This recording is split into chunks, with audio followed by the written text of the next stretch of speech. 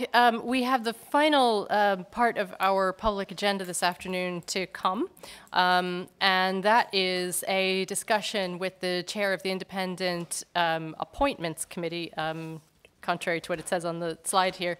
Helena Barton, I believe, is on the line. Hello, Helena.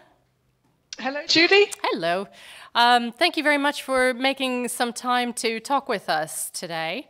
We understand that you are going to give us a little bit of an update as to the process for the IAC to be looking at vacancies during the course of this year. Can I just ask you to take it away and let us know what you think is important for us to know? Thank you very much, Judy. Yes, good afternoon, everyone. Thank you for giving me the opportunity to introduce myself and the work of the Independent Appointments Committee this year. Some of you may know me from my years of being chair of the Stakeholder Council. That ended last year. I was elected onto the Independent Appointments Committee and then elected chair following in the big shoes of Denise Esden, who ended her term. As you know, the role of the Independent Appointments Committee is to appoint members of the GSSB, as well as the Due Process Oversight Committee, or DPOC. We are a committee of 5 people, and next month we will be kicking off the process of filling vacant seats coming up this year on both of those 2 governance bodies. We do that, as you know, through an open call, and this is a process that stretches over about 4 months until we're ready to make the formal appointments in September. So for those of you who are coming to the end of your first term in December 2018, now is probably a good time to consider if you want to seek reappointment for a second term. I need to state that there is no automatic reappointment for a second term. We will be seeking to fill vacancies at this time in 3 constituencies. It's the mediating institution, in labour, and in investment institution. And the latter is a casual vacancy that I'm sure you're aware of. We recently had a call with the committee, and for your information, we of course discussed how do we address a casual vacancy. It's not entirely clear from the rules and procedures as they stand, but we've agreed that our guiding principle is really going to remain quality over quantity. So we are not going to rush to fill a casual vacancy. Had there been any threat to your ability to be quorum, have a quorum, that would be a different situation, but that's not where we are right now. So we have decided we are going to add in the vacant seat that has just arisen in the broader process of filling candidates, of finding candidates for. They will then start in January 2019. Another thing I'd like to just give you a quick update on is, as you know, the annual process of appointing the right people across all of GRI's governance bodies is no small feat. We review many different candidates every year, either on the IAC or on the GNC, the GRI Nominating Committee, which, as you know, appoints the Board of Directors, the Stakeholder Council, and the IAC. We've been looking into some of the ways we can be more effective across all of GRI on this. One thing we're working on with the Secretariat and the GNC is how can we keep track of all these candidates who apply, and it's wonderful that we have so many candidates who are interested in serving on GRI's governance bodies, but how do we find the best place for the right people? So we're looking to establish a database, a confidential database of candidates, and through that keep better track on who's applying, who has previously applied for a position, where might they be best suited, even if they don't necessarily apply for the right, for a vacancy on the governance body, where they may be better suited. So hopefully this year we will start putting that in place, and that I think will be a very helpful tool for us going forward. I guess I will just finish off by saying, my ask to all of you is to please identify suitable candidates in your professional network, and to please encourage them to apply when the open call is made, which will be, as I said, sometime in May. It's you know, the workload that's involved, and we're certainly all very grateful for you giving your time to this. But please, I think we often get a really strong pool of candidates when it's through the personal outreach of our governance body members, and so I'd really like to encourage you all to look across your network and encourage the right people to give this a try and to apply to join either the GSSB or the DPOC, but of course also the Stakeholder Council will equally be out there and looking to recruit. I'm happy to pause there and really take questions. That's sort of as far as the update is concerned. Are there any comments or questions at this point? Helena, can I ask, you mentioned the GNC, the GRI nominating committee, that has separate responsibility for nominating the members of the board, Stakeholder Council, and IAC. What sort of, I'm just curious to know whether the IAC has access to information about potential candidates who may have come in initially via the GNC, but have not been appointed for one reason or another to the board or the IAC or what have you, but may be quite suitable for DPOC or GSSB. Is there any interaction between those kind of nomination processes to help to you know, maybe increase the pool of potential candidates, or to limit the requirement to reconsider candidates, if that makes sense? Is that a sensible question, Helena? Absolutely.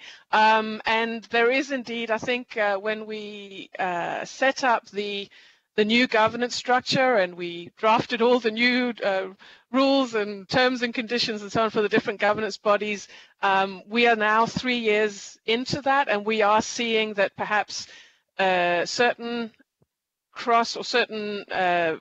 relationships between governance bodies or mechanisms for that can still be improved formally. Informally, I would say that there's a very good conversation, certainly with the chair of the board of directors now, Eric Hespenheid, myself, we're in regular conversation, but it is exactly, you know, that's all very good when relationships are good.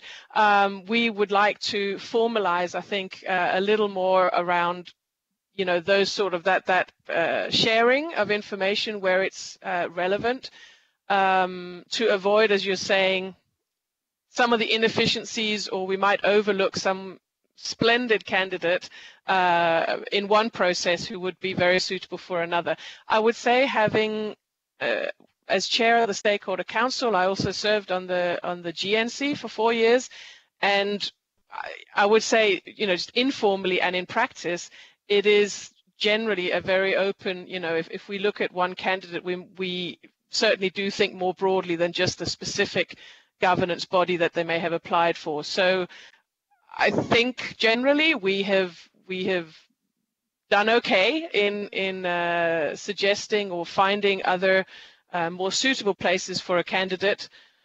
But I do think it's necessary and important to formalize it somehow, and to have, for example, this sort of database that I spoke about as one of the tools for that.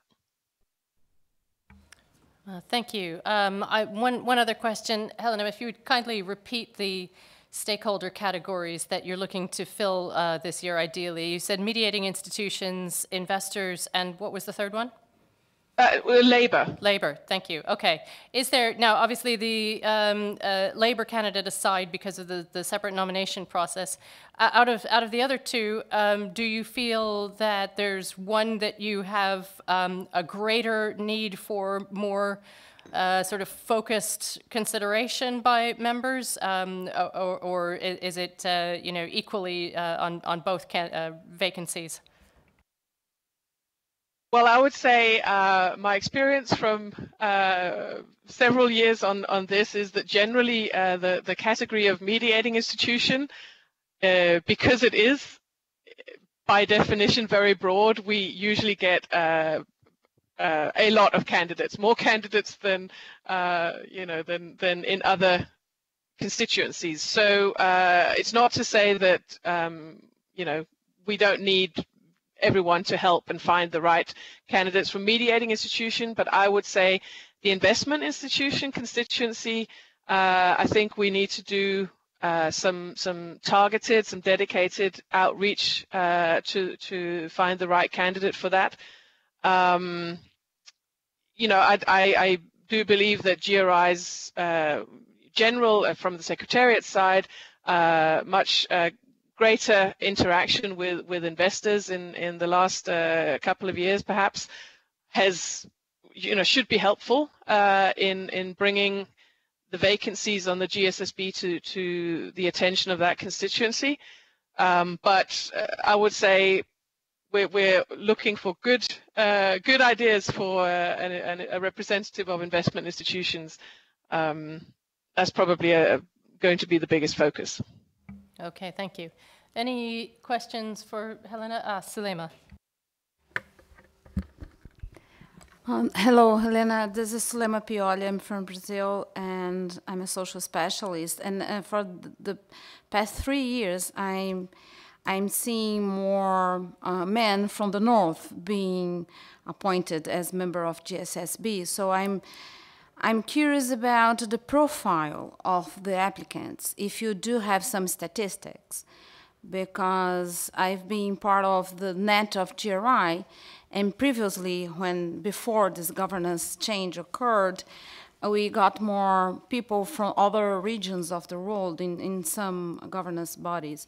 So do you have something to share with us in terms of statistics of the applicants? In terms of geographical diversity and gender? Just to be clear. Yes, so we don't have applicants right now, but the status, for sure. You're absolutely right. The current status in terms of gender is predominantly men.